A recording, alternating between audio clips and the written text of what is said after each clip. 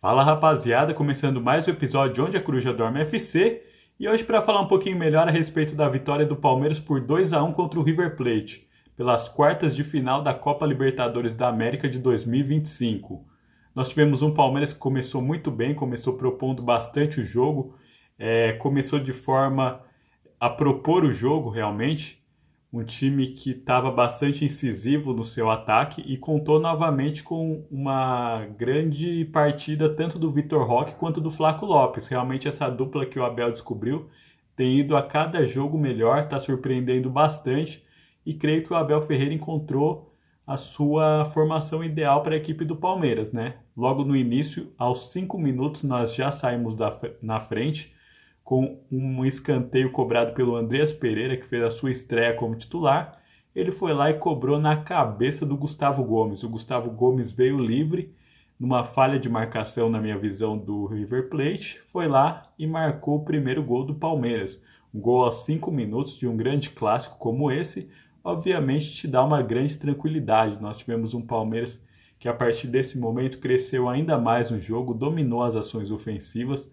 O Palmeiras teve até a chance de ampliar o placar um pouco antes, especialmente numa cobrança de falta do Andreas Pereira, onde o goleiro Armani do River Plate vai lá e defende. Então nós tivemos a chance de fazer esse segundo gol até mais.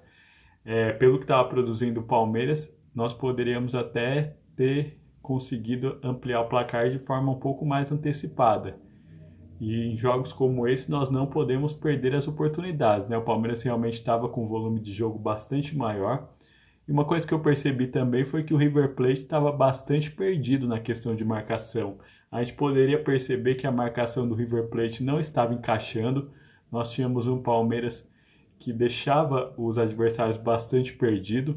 Creio eu que também isso se deve em parte aqui tanto o Flaco Lopes quanto o Vitor Roque, eles acabam muitas das vezes trocando de funções, né? Uma hora o Flaco Lopes ele tá fazendo mais essa parte de meia, outra hora o Vitor Roque ele também sai um pouco de ser o centroavante. Então é um Palmeiras que surpreende bastante o seu adversário. E hoje funcionou realmente praticamente à perfeição, especialmente nesses primeiros minutos do primeiro tempo.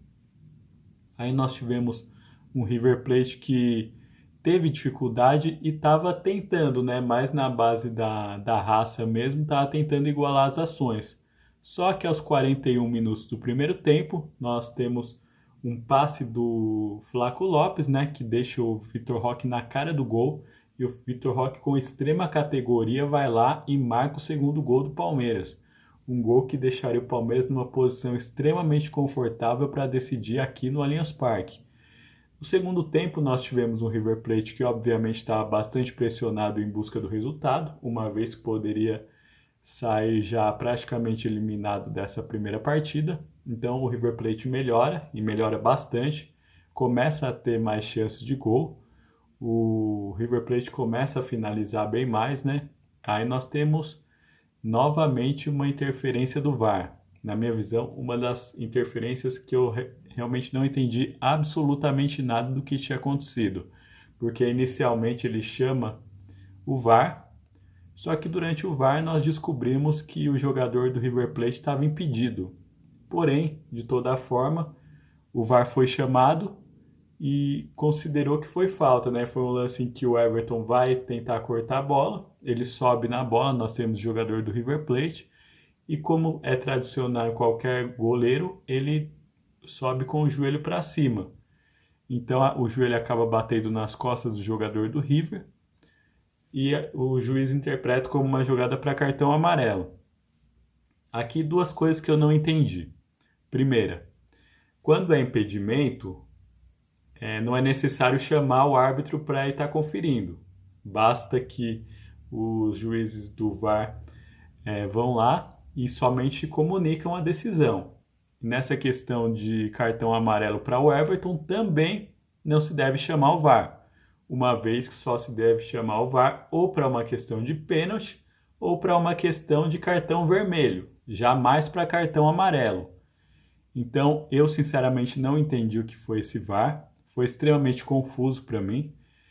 Na minha visão, não se cumpriu as determinações e as orientações para a comissão de arbitragem, que é só chamar em casos ou de pênalti ou de cartão vermelho. Nesse caso, o árbitro entendeu que o Everton deveria tomar o cartão amarelo, então realmente ficou bastante confuso, creio que até para o árbitro mesmo, né?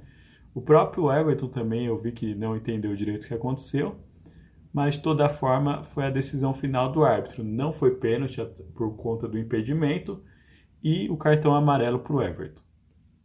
Nisso, o Palmeiras começa a tomar uma pressão um pouquinho maior, né?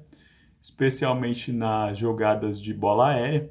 Creio que essa foi uma das poucas jogadas que o River ainda tinha no seu repertório. Então ele começou a jogar inúmeras bolas para dentro da área para ver se conseguia alguma coisa. Porém, não conseguia. Nós tivemos uma atuação, na minha visão, de gala do Gustavo Gomes. Realmente ele é um zagueiro espetacular, mas hoje ele jogou uma partida impecável. Realmente jogou muito bem.